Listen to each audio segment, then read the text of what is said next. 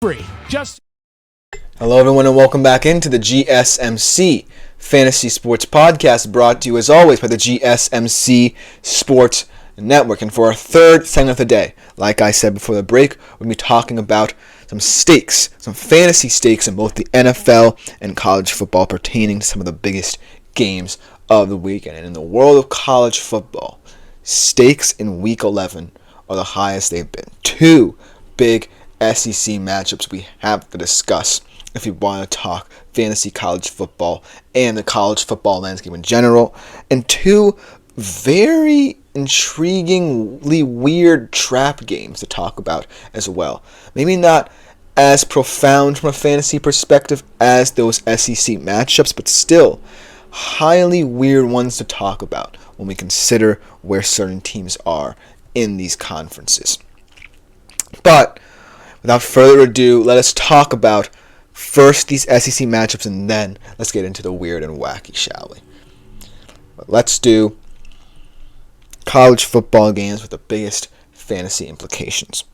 And let's start off with one that isn't necessarily the CFP eliminator of the two, but still is an intriguing litmus test for an Ole Miss team that feels like it's ready to take on Georgia. So Georgia-Ole Miss is perhaps the game of the week from a real-life perspective, perhaps, but more so from a fantasy perspective. Because we talk about weapons for both of these teams on both sides of the football. Ole Miss actually is the more exciting of the two, but they are the more banged up of the two. Because Lane Kiffin feels like, through the transfer portal, he has the players to actually take it to Georgia after last year's demolition. But most of them are banged up. You have their leading rusher, Henry Parrish Jr., the transfer from Miami, banged up. Trey Harris and Jordan Watkins are a little banged up, the two leading receivers this season. And as efficient as Jackson Dart has been, he is someone who is heavily reliant on explosive plays. And Georgia's defense has had their ups and downs, but their most impressive performance was against the Texas offense that lives and breathes the explosive play. And so it's going to be all about Jackson Dart's effectiveness from a fantasy perspective and in real life. If he can be efficient and, most importantly, create and generate explosive plays and put up a lot of points in the process, then this is going to be a very difficult game for Georgia. But this is the test for him. If you can't beat Georgia's defense, then maybe you aren't a CFP contender just yet. And so that's the reality of the situation for Ole Miss, because all of their players can do exciting things on the football field and in terms of fantasy production. But it's going to come down to how this Georgia defense comes out and limits their explosiveness through the air and on the ground. And on the Georgia side of things, on the offensive side, they're not really as appealing this season. Yes, Trevor Etienne has proven to be someone who, on the ground, can give this team another look, another aesthetic to it. But Carson Beck has had too many issues. 11 interceptions in the past 5 games, and it does not seem like he's on the same page as some of his other players. And so I really don't know how to gauge this team from a fantasy perspective. I feel like, there are certain players like Lovett, like Bell, who can get going. But if Carson Beck is too erratic to really kind of say who will stand out in certain games, then I can't really tell you whether or not I feel Georgia will be appealing from a fantasy perspective on the offensive side of the football. The defense, however, if there is any such thing as IDP fantasy college football, that's where this game is going to be won. Because Georgia's defense basically won that game against Texas. Chances are, if Texas kind of had better field position, maybe they wouldn't have had their backs up against the wall, and Georgia wouldn't have as many opportunities to score in the red zone especially. But that's what they do. That's what they do. They limit and shorten the field for you. and force you to play outside of your game. And so that's the test for Ole Miss, because Ole Miss has all the players and appeal you want from a fantasy college football perspective this week. But that Georgia defense is the only thing that stands in its way. So that's the thing that I feel is going to be the biggest question this week from a fantasy perspective.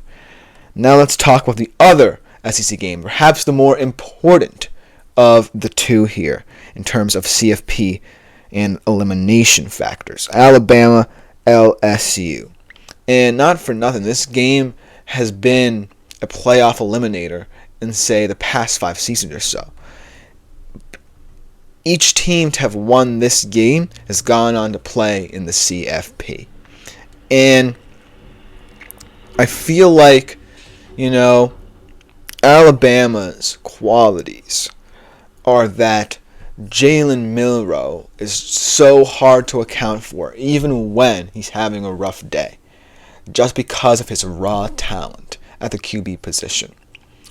And on the LSU side of things, I feel like they're a drastically different team in how they operate on offense. And week in and week out, we see Garrett Nussmeier play efficient football.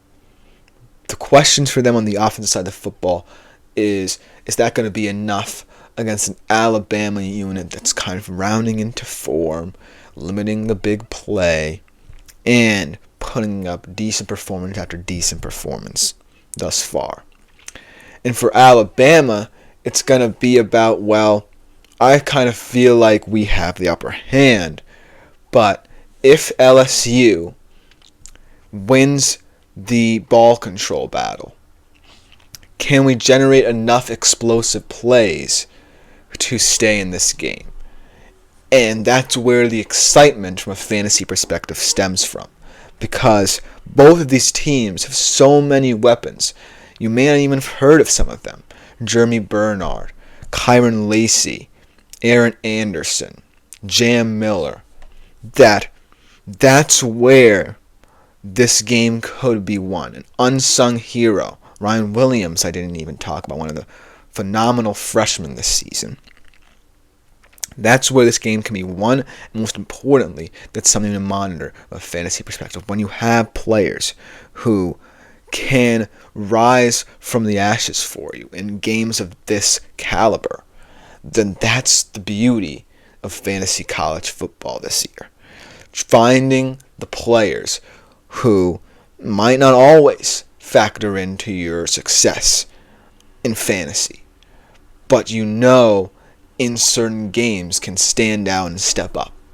And that's what this Alabama LSU game is all about from a fantasy perspective. In real life, for Alabama, like I said, explosive plays will keep you in this one. LSU, on the other hand, be the opposite. Be the ball control offense you can be. Garrett Nussmeier can't turn the ball over. Kyron Lacey, Aaron Anderson can step up and play efficient football for you. And if that happens, then look for this to be a very exciting game. Now let's get into the weird games. The trap games, so to speak. One in the Big 12, one in the Big 10. And BYU Utah is going to be the game that I start off with, the biggest holy war in recent memory. Not since perhaps 1984 were there higher stakes in this game. And I would like to think that if Cameron Rising were playing this game, then Utah would almost certainly win it, but that was not the situation this season. Cameron Rising, unfortunately, has a hand injury, and he will not play again in college football, most likely. And it's a sad story, but it's where Utah is at right now.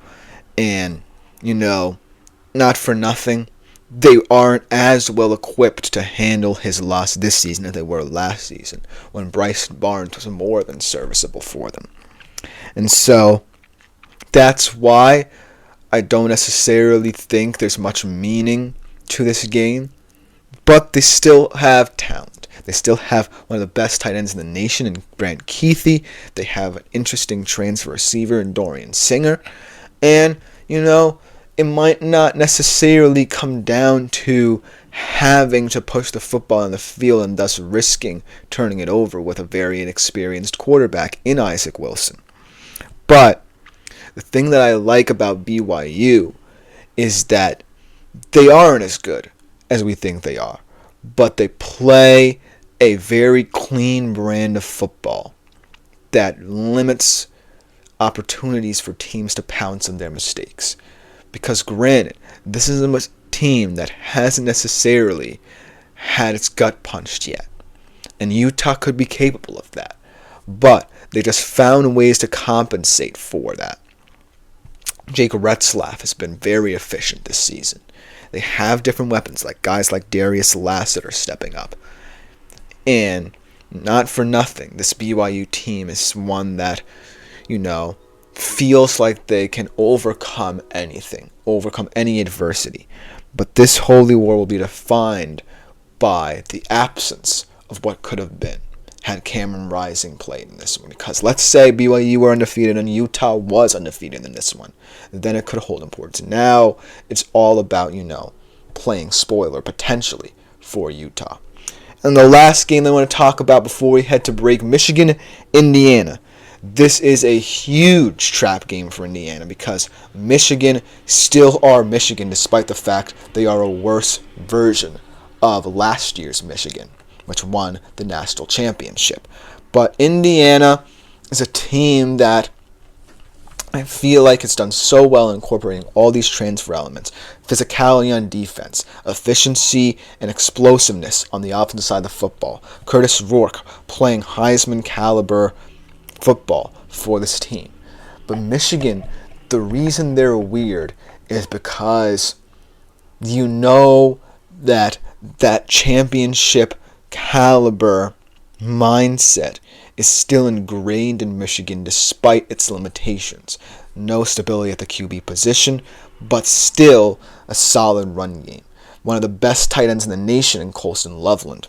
So you always have to account for this team.